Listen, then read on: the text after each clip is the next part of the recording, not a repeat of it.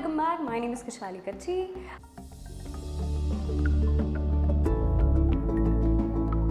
अगर आप लोगों ने ये वीडियो को अभी तक लाइक नहीं किया तो लाइक कीजिए, शेयर कीजिए अपने फ्रेंड्स के साथ और कमेंट कीजिए। और कमेंट में आप क्या लिखोगे आज, अगर आप लिख रहे हो तो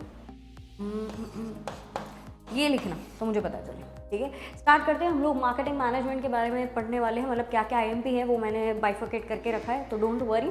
स्टार्ट करते हैं। सबसे पहले यूनिट नंबर 1 में से लॉन्ग क्वेश्चंस भाई इतने भूल चुक करके भाई इतना करके जाना।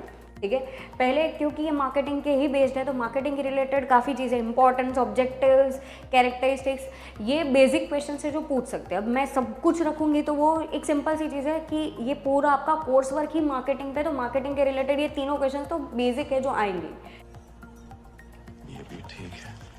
साथ साथ में दूसरी चीज़, एक्सप्लेन मार्केटिंग मिक्स क्या क्या है, सर्विस क्या है, फीचर्स। अब मैंने यहाँ पे फीचर्स लिखा है, फीचर का मतलब कैरेक्टरिस्टिक्स भी हो सकता है। ठीक है, जो गुजराती मीडियम से इंग्लिश मीडियम वाले, मतलब यहाँ पे अभी फीचर्स अगर पूछे तो डरना मत, वो कैरेक्टरिस्टिक्स ही होते हैं। कौन कौन से अलग अलग टाइप्स के सर्विसेज है, कौन कौन से फैक्टर्स है जो सर्विसेज को अफेक्ट करते हैं, कस्टमर रिलेशनशिप मैनेजमेंट, उसके कैरेक्टरिस्टिक्स, उसका इंपॉर्टेंस, उसका ऑब्जेक्टिव, क्यों इतना ज़रूरी है कस्टमर के साथ रिलेशन मेंटेन करना, दैट इज़ ऑल्सो इम्पॉर्टेंट। तो ये लॉन्ग क्वेश्चंस आपको देख के जाने हैं। शॉर्ट क्वेश्चंस भी मैंने शॉर्ट लिस्ट करके दिए हैं। एक लॉयल्टी प्रोग्राम, कस्टमर सेटिस्फेक्शन को आप कैसे मेजर कर सकते हो, और कस्टमर की लाइफ टाइम वैल्यू जो है ये काफ़ी बार पूछा जाता है, ये 2 मार्क्स में। ठीक है, hello, we have launch specially for Gujarat university students BCom sem 6 का कोर्स। ठीक है, यहाँ पे आपको अगर बहुत सारी डिटेल्स मैं आपको नहीं देने वाली, डोंट वरी, आप ऑलरेडी आईएमपी सेशन देख रहे हो। मैं आपको खाली बेसिक चीज़ें देने वाली हूँ कि ये कोर्स में क्या क्या है, क्योंकि आपका सेम 6 रिलेटेड है और आपका सेम 6 अब इम्पॉर्टेंट, अब उसके बाद आपका बीकॉम टाटा बाय बाय हो जाएगा।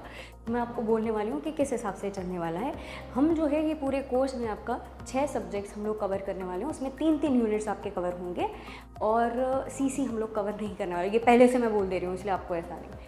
ये कोर्स किन लोगों के लिए इंपॉर्टेंट है, जो साथ में सीए प्रोफेशनल कोर्सेज कर रहे हैं, सीए, सीएस या तो कैट की प्रिपरेशन कर रहे हैं, या तो फिर उन लोगों के लिए भी है जो साथ में जॉब भी कर रहे हैं। क्योंकि हमारा जो पूरा कोर्स स्ट्रक्चर जो बनाया गया है वो यूनिवर्सिटी एग्ज़ाम के पॉइंट ऑफ व्यू से बनाया गया है। उतने ही हम लोग कॉन्सेप्ट करेंगे, कॉन्सेप्ट वैसा ही होगा जो एकदम इजीली आपका हो जाए, सीधी बात, नो बकवास। कि ये वाला कॉन्सेप्ट देख के जाना, उसके रिलेटेड ही समझाएंगे ये वाला। तो उस हिसाब से हम लोगों ने पूरा हमारा कोर्स स्ट्रक्चर डिसाइड किया है। ठीक है, और आपको कोई भी इन्फॉर्मेशन चाहिए, जैसे मैंने बोला कि आपको पास्ट पेपर्स के सॉल्यूशंस मिल जाएंगे पिछले 3 साल के प्रैक्टिकल सब्जेक्ट्स के, तो आप एक बार वो भी गो थ्रू करके आपको भी आइडिया आ जाएगा। एमसीक्यू सॉल्व आउट आपको मिला हुआ है तो आपको वहाँ पे वो भी मिल जाएगा। साथ ही साथ में दूसरा एक क्वेश्चन ये आएगा, ये ऑफ़र वैलिड है 30 नवंबर 2023 तक का ही, कि आपको ये प्राइस पे मिलेगा।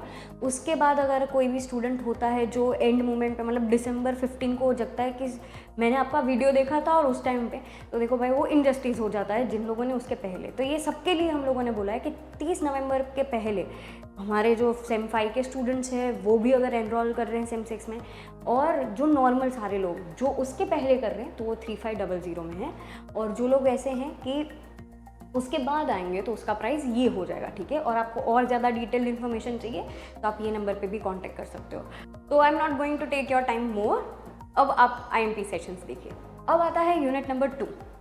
यूनिट नंबर 2 में लॉन्ग क्वेश्चंस में आपको रिटेलिंग के क्या क्या इंपॉर्टेंस है, कौन कौन से टाइप्स के रिटेलिंग है, कैरेक्टरिस्टिक्स ऑफ रिटेलिंग, और साथ ही साथ में कौन कौन से एक्टिविटीज़ ऑफ रिटेलिंग है, ये भी है इंपॉर्टेंट। ये सारे लॉन्ग क्वेश्चंस आपको रिटेलिंग के रिलेटेड। शॉर्ट क्वेश्चंस की ये लिस्ट रख दी है।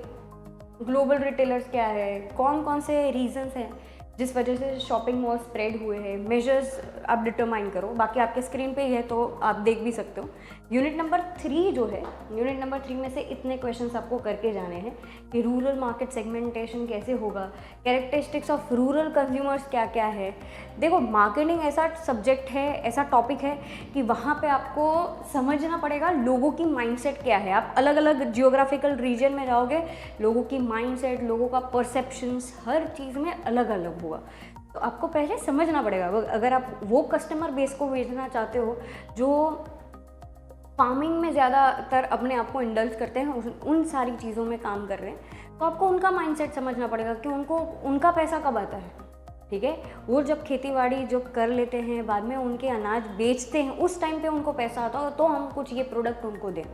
अब जब उनके पास ही अमाउंट नहीं है और तब आप जाके बोल रहे हो ये प्रोडक्ट ले लो, तो ये वाला सीन नहीं होता। ऐसे तो नहीं होता है। Product pricing in rural market, जैसे फॉर एग्जांपल अगर हम लोग रूरल मार्केट में जाते हैं तो वहाँ पे बड़े प्रोडक्ट्स जो है वो उसका पैकेजिंग वाला बड़ा पैकेजिंग नहीं बिका जाएगा, वहाँ पे ऐसा पैकेजिंग बेचा जाएगा जो लोगों के लिए वो हैंडी होगा, फटाफट से वो ले ले, और छोटे छोटे क्वान्टिटीज़ में होता है। जैसे शैम्पू की बॉटल इतनी भी आती है, ठीक है, जो हम लोग बिग बाज़ार या तो फिर डी मार्ट यहाँ पे जाते हैं तो बड़ी सी बॉटल भी है, बट ये लोगों के वहाँ पे आपको देखना है कि किस हिसाब से आप प्रोडक्ट बेचोगे, तो उसका कैसा प्राइसिंग आप रखोगे वो प्रोडक्ट का, तो सैचे भी आप बेच सकते हो। तो उस हिसाब से आपको सारी चीज़ें डिटरमाइन करनी है और क्यों इम्पोर्टेंस क्या है रूरल मार्केटिंग का, ठीक है। और साथ साथ में इसके शॉर्ट क्वेश्चंस हैं, factors affecting rural communication, how you should communicate with the people, आपका रूरल सेल्समैन का किस हिसाब से कैरेक्टरिस्टिक्स, और बाकी ये जो क्वेश्चंस है कि सेल्समैन कैसा होना चाहिए, एटिकेट्स वाला होना चाहिए, बातचीत करने वाला होना चाहिए, उनकी रीजनल लैंग्वेज उसको आनी चाहिए, साथ साथ में उसको एक जगह से दूसरी जगह पे ट्रैवल करने में उसको ट्रैवलिंग अच्छा लगना चाहिए और वो कन्विंस कर पाए सामने वाले को, वैसा कोई सेल्समैन होना चाहिए, ठीक है। तो ये सारी चीज़ें आपकी यूनिट नंबर 3 में आती है। यूनिट नंबर 4 जो है आपका वो आता है method of developing a case study. ये केस स्टडी बेस्ड है। अब मैं आपको एक इंपॉर्टेंट चीज़, ये केस स्टडी आपको guiding principal very IMP question, ठीक है। केस स्टडी क्या है, उसके कैरेक्टरिस्टिक्स क्या है, स्टेजेस कौन कौन से, स्टेजेस का मतलब होता है ये प्रोसेस में जाएगा ये पूरा आंसर, ठीक है। और साथ ही साथ में ये वाला IMP question, Gujarat state tourism development corporation limited, इसका स्वॉट एनालिसिस आपके ऑलरेडी रेफरेंस बुक में दिया गया है। स्वॉट एनालिसिस जो है वो एक मैंने शॉर्ट क्वेश्चंस में भी रखा है, पर अगर आपने एक बार स्वॉट देख लिया है, ठीक है, तो आपको अपने हिसाब से ही स्वॉट क्या है, ये S मतलब होता है स्ट्रेंथ, W मतलब वीकनेस, O मतलब अपॉर्चुनिटी और T मतलब थ्रेट्स। कोई भी कंपनी का अगर आपको पूछे तो आपको पता नहीं चलना है कि इसकी ये स्ट्रेंथ है, इसकी इतनी अपॉर्चुनिटीज़ है, W मतलब इसका इतना वीकनेस है, और थ्रेट्स।